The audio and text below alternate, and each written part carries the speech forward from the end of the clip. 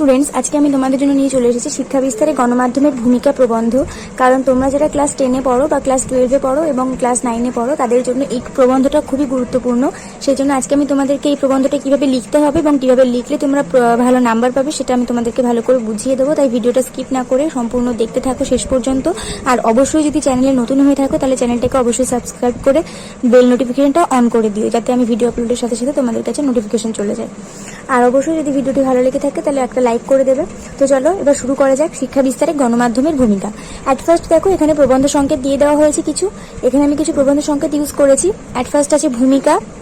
প্রথমে আমরা একটা ভূমিকা দেব, তারপরে আমরা প্রাচীন যুগে শিক্ষা বিস্তার নামে একটা পয়েন্ট আলোচনা করব, তারপর ব্রিটিশ শাসনে শিক্ষা বিস্তার নামে একটা পয়েন্ট আলোচনা করব, তারপর স্বাধীনতা লাভের পর শিক্ষা বিস্তার নামে পয়েন্ট আলোচনা করব, তারপর আধুনিক গণমাধ্যম কি কি আছে সেগুলো দেখে নেব, তারপর প্রতিকার, তারপর উপসংহার দিয়ে আমরা প্রবন্ধটা শেষ করব। তো দেখো অ্যাট ফার্স্ট আমাদের এখানে আছে ভূমিকা, তার মানে আমাদের প্রথমে ভূমিকা দিতে হবে। ভূমিকাতে দেখো আমি কি লিখেছি। সবার আমি ছাত্র কবিতায় কবি সুনির্মল বসু দেখিয়েছেন আকাশ বাতাস ঘাস মাটি তথা প্রকৃতি আমাদের কত রকম শিক্ষা দেয়। শিক্ষা লাভের উৎস অনেক। শিক্ষা শুধু পুঁথিগত বিদ্যা নয়, শিক্ষা সামগ্রিক বোধের বিকাশ। প্রকৃত শিক্ষা মনুষ্যত্বের জাগরণ ঘটায়, বিচার বুদ্ধি ও চিন্তার স্বচ্ছতা এনে দেয়। শিক্ষা বিস্তারে শুধু যে স্কুল কলেজ বিশ্ববিদ্যালয়ের ভূমিকা আছে তা নয়, শিক্ষা বিস্তারে গণমাধ্যমের ভূমিকাও বর্তমানে অনেক বেশি। এই প্যারাটুকুর মধ্যে আমি কি বলেছি দেখো, আমরা যখন ক্লাস 4 না 3-তে পড়তাম তখন কিন্তু আমরা সুনির্মল বসুর একটা কবিতা পড়েছিলাম, সবার আমি ছাত্র। সেই যে একটা কবিতা ছিল, মাটির কাছে শিক্ষা পেলাম সেই আকাশের কাছে শিক্ষা পেয়েছিল উদার হতে ভাইরে, এরকম একটা কিছু ছিল। তো এই যে কবিতাটা আমরা পড়েছিলাম, সেই কবিতায় কিন্তু আমরা বিভিন্ন প্রকৃতির বিভিন্ন উপাদানের কাছ থেকে আমরা বিভিন্ন শিক্ষা পেয়েছিলাম। মাটির কাছ থেকে সহিষ্ণুতা শিক্ষা, আকাশের কাছ থেকে উদার হওয়ার শিক্ষা, এরকম অনেক কিছু শিক্ষা পেয়েছিলাম। তো এখানে সেটাই আমি উল্লেখ করেছি যে সবার আমি ছাত্র কবিতায় কবি সুনির্মল বসু দেখিয়েছিলেন যে আকাশ বাতাস ঘাস মাটি আমাদেরকে প্রকৃতি কিভাবে শিক্ষা দিয়েছিল। তা আমাদের শিক্ষা লাভের উৎস কিন্তু অনেক, আমরা কিন্তু অনেক কিছু থেকে শিক্ষা লাভ করতে পারি। শুধুমাত্র যে পুঁথিগত বিদ্যা, শুধুমাত্র যে বই থেকে আমরা যে শিক্ষা লাভ করতে পারি সেটাই কিন্তু আমাদের প্রকৃত শিক্ষা নয়। আমরা আমাদের আশপাশের ঘটনা যেগুলো আমরা সচক্ষে দেখে থাকি, যেগুলো আমরা প্রত্যক্ষ করে থাকি, সেগুলো থেকেও কিন্তু আমরা অনেক রকম শিক্ষা লাভ করতে পারি। আর আমরা অনেক কিছু দেখে বা শুনে সেখান থেকেও কিন্তু আমরা অনেক রকম শিক্ষা লাভ করতে পারি। শুধুমাত্র পড়েই যে আমরা বিদ্যা অর্জন করতে পারবো সেরকম কিন্তু নয়। তাহলে শিক্ষা শুধু পুঁথিগত বিদ্যা নয়, শিক্ষা কিন্তু আমাদের যে সামগ্রিক বোধ আছে, আমাদের ভিতরে যে বোধ বুদ্ধি সুপ্ত আছে, সেইগুলোর বিকাশ ঘটানোটাই হচ্ছে আমাদের শিক্ষা। দেখো আমরা যদি অনেক শিক্ষিত হয়ে যাওয়ার পরেও যদি আমরা কারোর সঙ্গে ঠিকঠাক আচরণ করতে না পারি, ঠিকঠাক ব্যবহার করতে না জানি, তাহলে কিন্তু আমাদেরকে প্রকৃত শিক্ষিত বলা হয় না। কারণ একটা মানুষের ব্যবহারই তার পরিচয়। একটা মানুষ কিভাবে ব্যবহার করছে, কিভাবে সকলের সামনে নিজেকে প্রকাশ করছে, সেটাই কিন্তু তার সামগ্রিক বোধের বিকাশ ঘটছে, সেটাই কিন্তু তার প্রকৃত শিক্ষা। আমরা অনেক শিক্ষিত হয়েও যদি কারোর সামনে অভদ্র আচরণ করি, তাহলে কিন্তু আমাদের অপরপক্ষের মানুষ, আমাদের সামনে যে মানুষটা থাকবে, সে কিন্তু বলবে যে লোকটা কিন্তু পুরোপুরি অশিক্ষিত। তাহলে সেখানে আমাদের শিক্ষার কোনো মর্যাদা থাকে না। তাহলে কি আমাদের শিক্ষার ব্যাপারটা হচ্ছে সামগ্রিক বোধের বিকাশ। প্রকৃত শিক্ষা মনুষ্যত্বের জাগরণ ঘটায়। আমাদের যে মানুষের ভিতরে যে মনুষ্যত্ব আছে তার প্রকৃত জাগরণ ঘটতে হবে। বিচার বুদ্ধিটা এবং চিন্তার স্বচ্ছতা আনতে হবে। কোনটা ঠিক কোনটা ভুল সেটা বুঝতে হবে। তো তাই শিক্ষা আমাদের যে শিক্ষা বিস্তার লাভ করে, যখন আস্তে আস্তে শিখি, তখন আমাদের যে শিক্ষার যে বিস্তৃত পথটা সেটা যখন সুগম হয়, তখন কিন্তু স্কুল কলেজ বিদ্যালয় এগুলোই কিন্তু শুধু বিশ্ববিদ্যালয় এগুলোই কিন্তু আমাদের শুধু প্রভাব স্থাপন করে না। আমাদের কিন্তু স্কুল কলেজ বিশ্ববিদ্যালয় কিন্তু আমাদেরকে প্রকৃত শিক্ষাটা দিতে পারে না।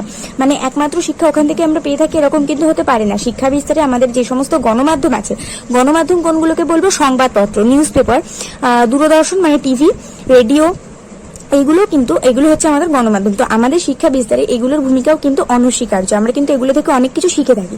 কিভাবে শিখে থাকি সেগুলো আমরা এবার আস্তে আস্তে আলোচনা করব। তারপরে পয়েন্টটা দেখো আছে প্রাচীন যুগে শিক্ষা বিস্তার। প্রাচীন যুগে শিক্ষা বিস্তার বলতে আমি কি বোঝাতে চাইছি, প্রাচীন যে যুগটা ছিল তখন ঠিক কিভাবে শিক্ষা দেওয়া হতো এবং কিভাবে শিক্ষা গ্রহণ করা হতো, কিভাবে শিক্ষা বিস্তৃত হতো, সেটা আমি এখানে বলতে চেয়েছি। প্রাচীনকালে লোকশিক্ষা চলতো যাত্রা, পাঁচালী গান, কথকথা, লোকসঙ্গীত, কীর্তন, প্রকৃতির কার্যাবলীর মাধ্যমে। তার মানে কি, প্রাচীনকালে আমাদের অনেক কিছু হতো, যেরকম ধরো যাত্রা হতো, পাঁচালী গান হতো, কথকথা হতো, লোকসঙ্গীত হতো, কীর্তন হতো, এগুলোর মাধ্যমে কিন্তু মানুষ অনেক কিছু শিখতো। যেরকম ধরো যদি যাত্রার মধ্যে এরকম কিছু বিষয় নিয়ে যাত্রা করা হয় যে বাল্য বিবাহ প্রথা রোধ করতে হবে, তার মানে সেখান থেকে আমরা কি শিখছি যে ছোট একটা মেয়েকে কিন্তু কখনোই একটা এত ছোট বয়সে বিয়ে দেওয়া যাবে না। এখান থেকে কিন্তু আমরা এই ব্যাপারটা শিখতে পারলাম। তাহলে যাত্রা থেকে, পাঁচালী গান থেকে, কথকথা থেকে, লোকসঙ্গীত থেকে, কীর্তন থেকে আমরা অনেক কিছু শিখতে পারতাম প্রাচীন যুগে। তখন গণমাধ্যম হিসেবে কাজ করত এইগুলোই, মানে এই যে তখনকার দিনে এইগুলোই কিন্তু গণমাধ্যম হিসেবে কাজ করত। সেগুলি মানুষকে আনন্দদানের সঙ্গে তার নীতিবোধের বিকাশ ঘটিয়ে শিক্ষা বিস্তার করতো। এগুলি ছিল মানুষের মনুষ্যত্ব বিকাশের সহায়ক। তাহলে কি হতো, এগুলো কিন্তু মানুষকে আনন্দ দিত, মানে একটা যাত্রা দেখে মানুষ যতটা না আনন্দ পেত তার তত বেশি তার নীতিবোধটাকে ভালো বুঝতে পারতো, তাই না? তাহলে আনন্দও পেত, আবার নীতিবোধটা ভালো বুঝতে পারতো, তাহলে এইভাবে তার শিক্ষার বিস্তার হতো। এগুলো কিন্তু মানুষের মনুষ্যত্ব বিকাশেরও সহায়ক হয়ে উঠতো। তারপরে পয়েন্টটা দেখো, আমাদের তারপরে পয়েন্ট ছিল ব্রিটিশ শাসনের শিক্ষা বিস্তার। যখন ব্রিটিশরা আমাদের দেশে রাজত্ব করতো তখন আমাদের শিক্ষাটা কিভাবে বিস্তৃতি লাভ করেছিল। ব্রিটিশরা যখন আমাদের দেশে রাজত্ব করতো তখন দেখো ব্রিটিশ শাসনে ধীরে ধীরে শিক্ষা বিস্তারের এই গণমাধ্যমগুলি ধ্বংস করে ফেলা হলো। কর্তৃপক্ষ নিজেদের দেশের শিক্ষা ব্যবস্থা এখানে প্রবর্তন করায় এখানকার শিক্ষা ব্যবস্থা হয়ে পড়লো পুঁথিগত। ব্রিটিশ কর্তৃপক্ষ শিক্ষাকে সর্বজনীন করতে চাননি। এখানে আমি কি বলতে চাইছি, ব্রিটিশরা যখন আমাদের দেশে রাজত্ব করতো তখন কিন্তু তারা আমাদের দেশের যে কীর্তন, পাঁচালী গান এইসব কিছু বন্ধ করলো। এসব কিছু বন্ধ করে দিয়ে তারা কি করলো, তাদের দেশে যে সমস্ত নিউজ পেপার, রেডিও, টেলিভিশন এইসব আছে সেগুলো কিন্তু আমাদের দেশে প্রবর্তন করে দিল। যার জন্য কি হলো, আমাদের এখানকার শিক্ষা ব্যবস্থা পুঁথিগত হয়ে পড়লো। আর তোমার হচ্ছে আমার ব্রিটিশরা কি করলো, তাদের দেশে যে ক্লাস ভিত্তিক যে একটা শিক্ষা রয়েছে, মানে 1 থেকে 12 পর্যন্ত, আমরা যেরকম বলি তুমি কোন ক্লাসে পড়ো, তখন আমরা একটা নির্দিষ্ট ক্লাস বলি। তো এটা হচ্ছে আমাদের একটা শ্রেণীগত পুঁথিগত শিক্ষা। আমরা শুধু পড়ে পাশ করে এক শ্রেণী থেকে আরেক শ্রেণীতে উঠি, কিন্তু আমরা কিন্তু কখনোই এটা বিবেচনা করে দেখি না যে আমরা কি শিখছি। আমরা শুধু দেখি যে আমাদের রেজাল্টের নাম্বার কত আসলো। তো এইভাবেই কিন্তু আমাদের শিক্ষার বিস্তার আমাদেরকে এরকম করে কে শিখিয়েছে, আমাদেরকে ব্রিটিশরা শিখিয়েছে। ব্রিটিশরা তাদের এই ধরনের পুঁথিগত শিক্ষা আমাদের দেশে ইনজেক্ট করে দিয়ে গেছে, যার জন্য আমরা আজও সেই ধারণায় সীমাবদ্ধ রয়েছে। আজও পর্যন্ত আমাদের বাবা মারা বাড়িতে রেজাল্ট নিয়ে আসলে আমাদের নাম্বারটা দেখে, কোথাও চাকরি পেতে গেলে আমাদের গ্রেস দেখা হয়, আমরা কি শিখেছি, আমাদের মধ্যে কি ধারণা আমাদের মধ্যে কি ধারণা সীমাবদ্ধ, মানে আমাদের মধ্যে যে ধারণাটা আছে সেটা কেউ জানতে চায় না। আমাদের শুধু নাম্বারের গ্রেস দেখে আমাদেরকে চাকরি দেওয়া হয়, আমাদেরকে শিক্ষিত বলে বিবেচনা করা হয়। কিন্তু এটা কিন্তু ব্রিটিশরাই আমাদের দেশে নিয়ে এসেছে এবং এটা কিন্তু সম্পূর্ণ ভুল পদ্ধতি, তাই না? তাহলে আমাদের দেশে ব্রিটিশ কর্তৃপক্ষ কিন্তু কখনোই শিক্ষাকে সর্বজনীন করতে চায়নি, শুধু চেয়েছিল যারা ভালো তারা নাম্বারের মাধ্যমে উঠে আসবে, আর যারা খারাপ তাদের শেখার যে আগ্রহটা, তাদের শেখার যে ট্যালেন্টটা সেটা সুপ্ত অবস্থায় পড়ে থাকবে। এটা ছিল আমাদের ব্রিটিশ সময়ের শিক্ষা বিস্তার। এবার দেখো স্বাধীনতা লাভের পর শিক্ষা বিস্তার কি আছে। স্বাধীনতা লাভের পর মানে কি, আমাদের যখন 1948 সালে ভারত প্রথম স্বাধীন হয়ে যায়, তারপরে যখন আমাদের জওহরলাল নেহরু প্রধানমন্ত্রী হয়, তখন তিনি যে শিক্ষা ব্যবস্থা প্রবর্তন করেছিলেন, তখন তিনি ব্রিটিশ শাসনের যে শিক্ষা ব্যবস্থা ছাড়িয়ে দিয়ে প্রবর্তন করেছিলেন সেটা অনেকটা একটু ইউনিক হয়েছিল, কিন্তু তারপরে আর সেটা ধরে রাখা যায়নি। আবার ব্রিটিশ শাসনের সেই পুরনো শিক্ষা ব্যবস্থায় ফিরে এসেছিল এবং এটা আজও পর্যন্ত প্রচলিত আছে।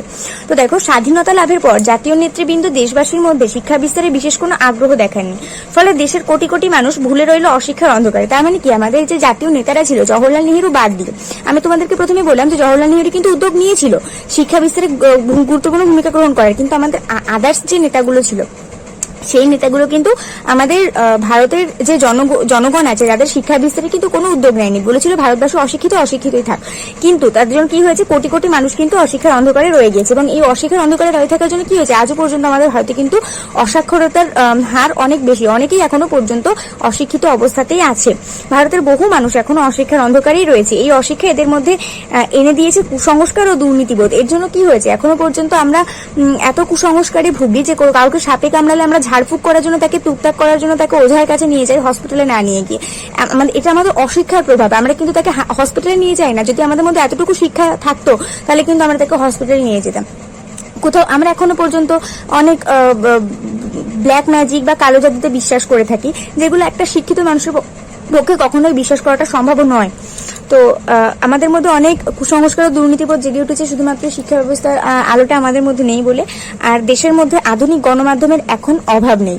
কিন্তু কি হয়েছে দেখো, এখন আমাদের দেশের মধ্যে আধুনিক গণমাধ্যমের কিন্তু কোনো অভাব নেই। হয়তো অনেক মানুষই পুঁথিগত শিক্ষায় শিক্ষিত নন, কিন্তু তারা কি করেছে, তারা এই যে গণমাধ্যমগুলো আছে আমাদের টিভি, রেডিও, নিউজ পেপার, এগুলোর মাধ্যমে খবর পড়ে পড়ে তারা একটা অভিজ্ঞ হয়ে গেছেন এবং এর মাধ্যমে তারা কিন্তু শিক্ষা বিস্তার করতে পেরেছেন। তাদের মধ্যে যে জ্ঞানটা ছিল সেটা কিন্তু বিস্তার লাভ করেছে, সেটা গণমাধ্যমের মাধ্যমে হয়েছে। তারা কিন্তু কোনো পুঁথিগত বিদ্যা অর্জন করেনি, তারা কিন্তু কোনো বই পড়েনি, তারা কোনো ক্লাস ভিত্তিক পড়াশোনা করেনি, কিন্তু তারা গণমাধ্যমের মাধ্যমে শিক্ষিত হয়েছেন। তাহলে বুঝতে পারছো শিক্ষা বিস্তারে আমাদের গণমাধ্যমের ভূমিকা কতটা। আমাদের প্রধানমন্ত্রী বাদ দিয়ে যখন ভারত স্বাধীন হলো, তখন অন্য কোনো নেতারা যখন কোনো উদ্যোগ নেয়নি, তখন শুধুমাত্র গণমাধ্যমের সাহায্যে আমাদের ভারতের জনগণ শিক্ষিত হয়েছিল। না কোনো পুঁথিগত বিদ্যা ছিল, না কোনো ক্লাস ভিত্তিক পড়াশোনা ছিল। তাহলে গণমাধ্যম আমাদের শিক্ষা বিস্তারে অনেকটাই সাহায্য করেছে, নইলে দেশবাসী এখন যেটুকু জানে সেটুকুও জানতে পারতো না। তারপরে দেখো পয়েন্টে আছে আধুনিক গণমাধ্যম। আধুনিক গণমাধ্যম পয়েন্টে আমি কি বলেছি, এখন সারা দেশে ছড়িয়ে রয়েছে দূরদর্শন, রেডিও, খবরের কাগজ, সিনেমা, টেপ রেকর্ডার, স্লাইড প্রভৃতি। তবে এদের মধ্যে সবচেয়ে উল্লেখযোগ্য গণমাধ্যম হলো সংবাদপত্র। দেশ বিদেশের নানা সংবাদ নিয়ে পাঠক মনের কৌতূহল মেটায়। সংবাদের পাশাপাশি সাহিত্য, শিল্প, বিজ্ঞান প্রভৃতি বিষয়ের সঙ্গে আমাদের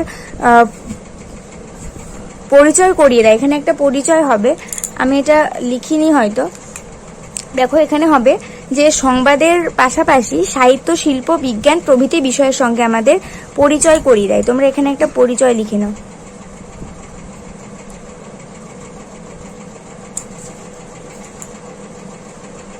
এখানে হবে যে সংবাদের পাশাপাশি সাহিত্য, শিল্প, বিজ্ঞান প্রভৃতি বিষয়ের সঙ্গে আমাদের পরিচয় করিয়ে দেয়। আর এখানে দেখো একটুখানি আছে যে দেশ বিদেশের নানা সংবাদ নিয়ে পাঠক মনের কৌতূহল মেটায়। এখানে কিন্তু হবে যে সংবাদপত্র, এখানে আরেকটা হবে।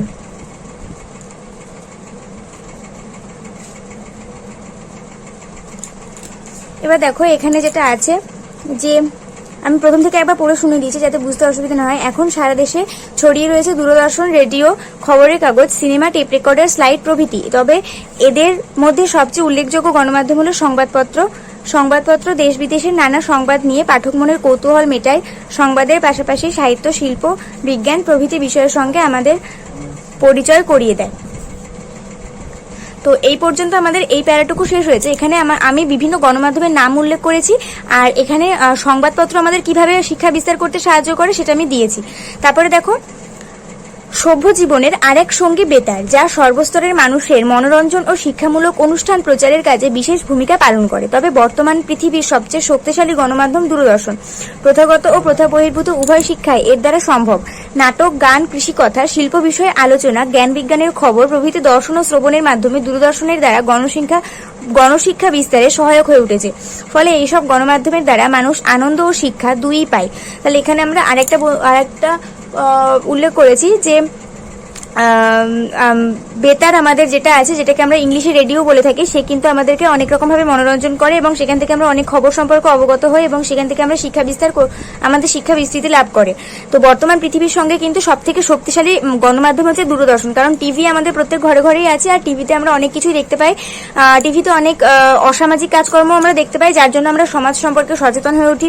আবার অনেক সাংস্কৃতিক অনুষ্ঠান দেখতে পাই বা অনেক জ্ঞানমূলক, শিক্ষামূলক খবর দেখতে পাই, অনেক রকম থিয়েটার বা অনেক রকম সিরিয়াল দেখতে পাই, যেগুলো কিন্তু আমাদের সামনে সমাজের বাস্তবতাকে তুলে ধরে, আর সেখান থেকে কিন্তু আমরা অনেক রকম শিক্ষা লাভ করে থাকি। যারা স্টুডেন্ট আছো, যখন আমাদের লকডাউন চলছিল তখন কিন্তু দূরদর্শনে আমাদের বিভিন্ন নিউজ চ্যানেলে বিভিন্ন শিক্ষকরা উপস্থিত থেকে আমাদের কিন্তু সেই নিউজ চ্যানেলের মাধ্যমে আমাদেরকে পড়িয়েছে। তো সেখান থেকে আমরা কি বুঝতে পারছি যে দূরদর্শন কিন্তু আমাদের শিক্ষা বিস্তার করতে অনেকটাই হেল্প করে থাকে। তাই আমাদের শিক্ষা বিস্তারে দূরদর্শনের ভূমিকা কিন্তু অনস্বীকার্য। তাহলে এর মাধ্যমে কিন্তু মানুষ আনন্দও পায়, আবার শিক্ষাও লাভ করতে পারে। তাহলে এটাতে কিন্তু অনেকটাই বেনিফিটস রয়েছে।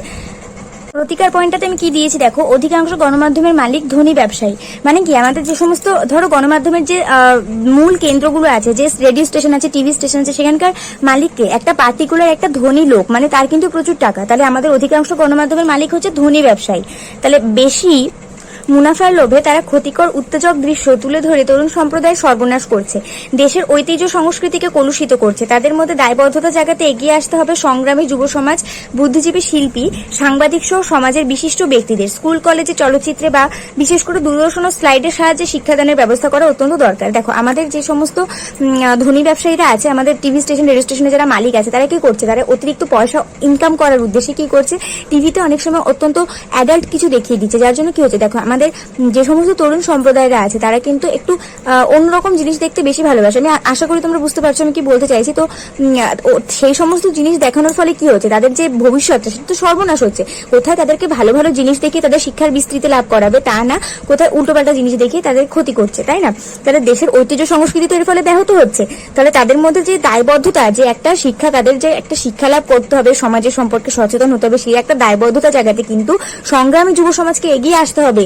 এই সমস্ত উল্টোপাল্টা জিনিস টিভিতে দেখানো বন্ধ করতে হবে, রেডিওতে শোনানো বন্ধ করতে হবে। বুদ্ধিজীবী, শিল্পী, সাংবাদিক সহ সবাইকে উঠে আসতে হবে, এই সমস্ত ব্যাপারের বিরুদ্ধে প্রতিবাদ করতে হবে।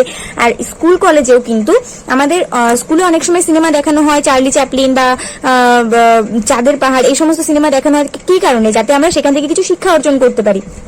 তাহলে আমাদের স্কুল কলেজেও কিন্তু চলচ্চিত্র, দূরদর্শন, স্লাইডের মাধ্যমে কিন্তু আমাদের শিক্ষা লাভ বা শিক্ষা দেওয়ার ব্যবস্থা করা কিন্তু অত্যন্ত দরকার। কারণ আমরা পড়ার থেকেও যেটা দেখি বা যেটা শুনি সেটা কিন্তু আমরা বেশি মনে রাখতে পারি। তাই পড়ার থেকেও আমাদের দেখাশোনার উপর বেশি গুরুত্ব দিতে হবে। তাই আমাদের রেডিও, দূরদর্শন, চলচ্চিত্রের মাধ্যমে কিন্তু আমাদের শেখানোর ব্যবস্থাটা প্রত্যেকটা স্কুল কলেজে চালু করা উচিত। সেটা আমি এখানে বোঝাতে চাইছি। এবার দেখো, আমাদের এত বিস্তারিতভাবে এত পয়েন্ট আলোচনা করার পরে এবার আমাদের শেষ হয়েছে উপসংহারে, তাই না? উপসংহারে আমি কি দেবো বলেছি? উপসংহারে দেখো, দেশের উন্নয়নে যেমন অর্থনৈতিক সমৃদ্ধির প্রয়োজন, তেমনি সুশিক্ষারও প্রয়োজন। কোটি কোটি দেশবাসীকে অশিক্ষার অন্ধকারে ফেলে রাখার পরিণাম দেশ এখন ভালোভাবেই বুঝতে পারছে। শিক্ষার উপকরণ হিসাবে ও প্রথাগত শিক্ষার পরিপূরক হিসেবে একমাত্র গণমাধ্যমগুলি দেশবাসীকে সচেতন করে নতুন আলো দেখাতে পারে। দেখো, আমাদের দেশে যে এতটা অশিক্ষায় লোক ভুগছে, তার জন্য কি হয়েছে? আজকে আমাদের দেশ ভারতে খুব একটা রপ্তানি করতে পারে না, বা আমদানি করতে গিয়েও সমস্যা হয়। মানুষের আমাদের ভারতে যে 130 কোটি জনগণ, তার মধ্যে বেশিরভাগই তো অশিক্ষার আলোতে নেই। তাহলে সেখানে অসুবিধা হচ্ছে। তার জন্য আমাদের মুখ্যমন্ত্রী কি ব্যবস্থা চালু করেছে? ক্লাস 8 পর্যন্ত সকলকে পাশ করাতে হবে। কারণ আমাদের পুঁথিগত বিদ্যা অনুসারে ক্লাস 8 পর্যন্ত যদি কেউ পাশ করা থাকে তাহলে তাকে স্বাক্ষর বলে বিবেচনা করা হয়। সেই জন্য ক্লাস 8 পর্যন্ত সবাইকে পাশ করিয়ে দেওয়া হয়। 9 থেকে পাশ ফেল প্রথা চালু করা হয়েছে। কিন্তু এখন আমাদের বুঝতে হচ্ছে যে আগে থেকে যদি আমরা এই ব্যবস্থাটা গ্রহণ করতাম তাহলে কিন্তু আমাদের এতটা সমস্যার সম্মুখীন হতে হতো না। তাহলে উপসংহারে আমি এটা উল্লেখ করেছি। তো আশা করি তোমরা প্রবন্ধটা বুঝতে পেরেছো। এখানে আমাদের প্রবন্ধটা শেষ হয়েছে, ঠিক আছে? এখানে আমাদের প্রবন্ধটা শেষ হবে। আর আশা করি আমি যে পয়েন্টগুলো এখানে আলোচনা করেছি তোমাদের বুঝতে কোথাও কোনো অসুবিধা হয়নি। তবুও যদি কারো কোনো কনফিউশন থেকে থাকে সে আমাকে অবশ্যই কমেন্ট করবে, আমি তার কনফিউশন ক্লিয়ার করে দেবো। আর অবশ্যই যদি ভিডিওটা ভালো লেগে থাকে তাহলে অবশ্যই লাইক করে দেবে, আর অনেক অনেক শেয়ার করবে বন্ধুদের সঙ্গে যদি ভিডিওটা কোনো উপকার করে থাকে। আর প্রবন্ধের মাঝখানে আমি অনেক কিছু ট্রিক্স ইউজ করি যেগুলো অন্য কেউ করে না, তাই সেগুলো হয়তো তোমাদের বুঝতে অসুবিধা হতে পারে। আর সেই অসুবিধা দূর করার জন্য তোমাদেরকে কি করতে হবে বলো তো? তোমাদেরকে আমার ডেসক্রিপশন বক্সে দেওয়া লিঙ্ক থেকে একটা ভিডিও দেখে নিতে হবে। সেটা হচ্ছে রচনা বা প্রবন্ধ লেখার নিয়ম বা কৌশল, যেটা আমি সবাইকেই বলে থাকি সবসময় দেখতে। কারণ সেই ভিডিওটা না দেখলে তোমরা আমার প্রবন্ধ লেখার কায়দাগুলো বুঝতে পারবে না। তাই সেটা তোমাদেরকে অবশ্যই দেখতে হবে এবং সেই ভিডিওটাকে অনেক অনেক শেয়ার করতে হবে, লাইক করতে হবে এবং চ্যানেলটাকে অবশ্যই সাবস্ক্রাইব করতে হবে। নতুন নতুন ভিডিওর জন্য আমাদের চ্যানেলে চোখ রেখে থাকো। আর পরে ভিডিওতে দেখা হবে। আজকে ভিডিও এই পর্যন্ত।